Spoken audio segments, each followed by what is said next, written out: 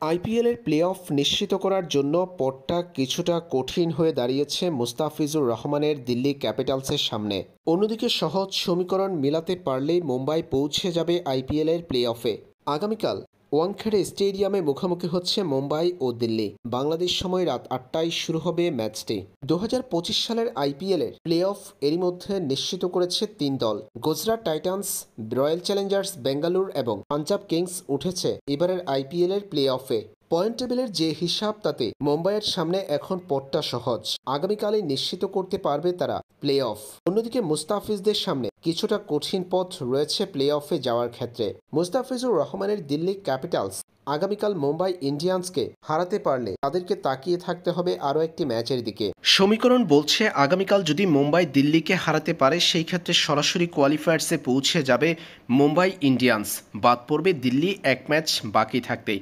অন্যদিকে দিল্লি ক্যাপিটালস যদি আগামীকাল মুম্বাইকে হারাতে পারে এবং পরের শেষ ম্যাচে পাঞ্জাবকে হারাতে পারে, অর্থাৎ শেষ দুই ম্যাচের দুটাতেই জিতে, তবেই তারা যেতে পারবে আইপিএলের প্লে-অফে। কিন্তু দিল্লি ক্যাপিটালস যদি শুধুমাত্র মুম্বাইকে হারায় এবং পাঞ্জাবের বিপক্ষে পরাজিত হয়, সেই ক্ষেত্রে মুম্বাইয়ের সামনে সুযোগ থাকবে পাঞ্জাবকে পরাজিত করে এবারের আইপিএলের প্লে-অফে ওঠার। তাই বলা যাচ্ছে মুম্বাইয়ের দরকার কেবল এক জয়, আর দিল্লি ক্যাপিটালস প্লে-অফে যেতে হলে জিততে হবে দুটা ম্যাচেই।